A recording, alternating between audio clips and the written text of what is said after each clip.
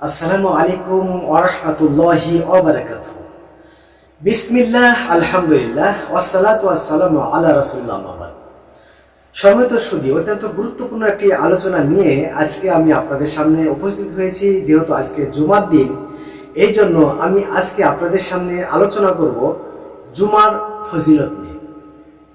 অত্যন্ত গুরুত্বপূর্ণ আলোচনা হতে যাচ্ছে। তো যারা চ্যানেলটি সাবস্ক্রাইব করেনি তারা অবশ্যই চ্যানেলটি সাবস্ক্রাইব করবেন, লাইক, কমেন্ট এবং শেয়ার করে অন্যকে জানার সুযোগ করে দিবেন। তাহলে চলুন কথা না বাড়ি আমরা আলোচনার দিকে চলে যাই।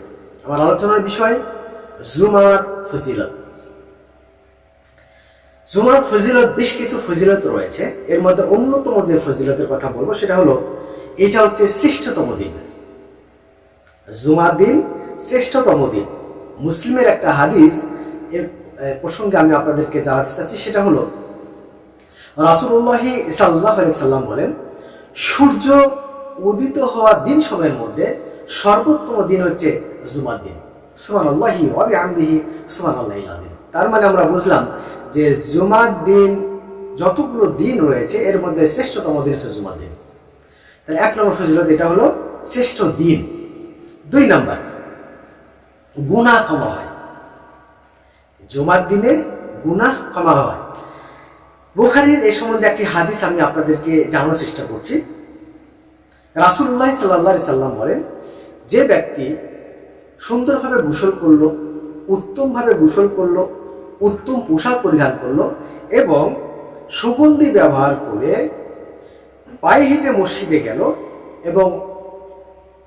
এবং আন্তরিকতার সাথে মনোযোগের সহিত যদি কোনো ব্যক্তি খুতবা শ্রবণ করে, তাহলে তার ওই জুমা থেকে এই জুমা পর্যন্ত সমস্ত গুনাহ, সগীরা গুনাহগুলোকে আল্লাহ ক্ষমা করে দেয়। সুবহানাল্লাহি ওয়া বিহামদিহি সুবহানাল্লাহিল আযীম। তার মানে দুই নম্বর ফজিলত হলো, এটা হলো গুনাহ ক্ষমার দিন। তিন নম্বর হলো, ফেরেশতারা উপস্থিত থাকেন। এই জুমার দিনে ফেরেশতারা উপস্থিত থাকেন। এই সম্বন্ধে আপনাদেরকে আমি বুখারীর একটা হাদিস আপনাদেরকে শোনানোর চেষ্টা করছি। রাসূলুল্লাহ সাল্লাল্লাহু আলাইহি সাল্লাম বলেন, জুমার দিনে ফেরেশতারা মসজিদের দরজায় দাঁড়িয়ে থাকে এবং যে সকল মুসল্লিগণ মসজিদের মধ্যে ঢোকে তাদের নামটা তাদের খাতার মধ্যে এন্ট্রি করে। সুবহানাল্লাহি ওয়া বিহামদিহি সুবহানাল্লাহিল আযীম। তার মানে এটা এমন একটা দিন যেদিন ফেরেশতারা দুনিয়াতে নেমে আসে এবং যতগুলো পৃথিবীর মধ্যে মসজিদ রয়েছে প্রত্যেকটা মসজিদের দরজায় ফেরেশতারা দাঁড়িয়ে থাকে।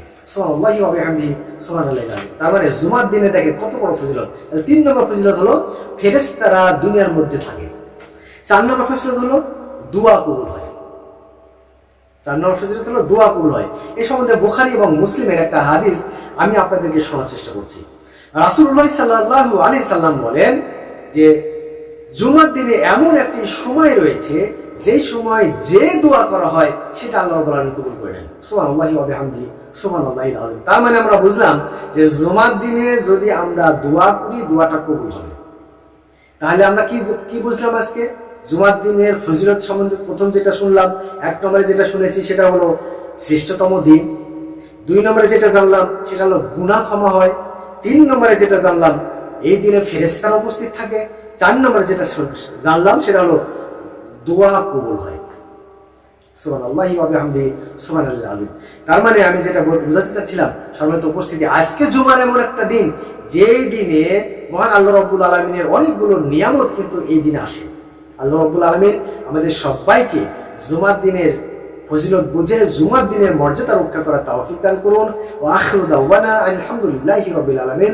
আসসালামু আলাইকুম ওয়া রাহমাতুল্লাহি ওয়া বারাকাতুহু।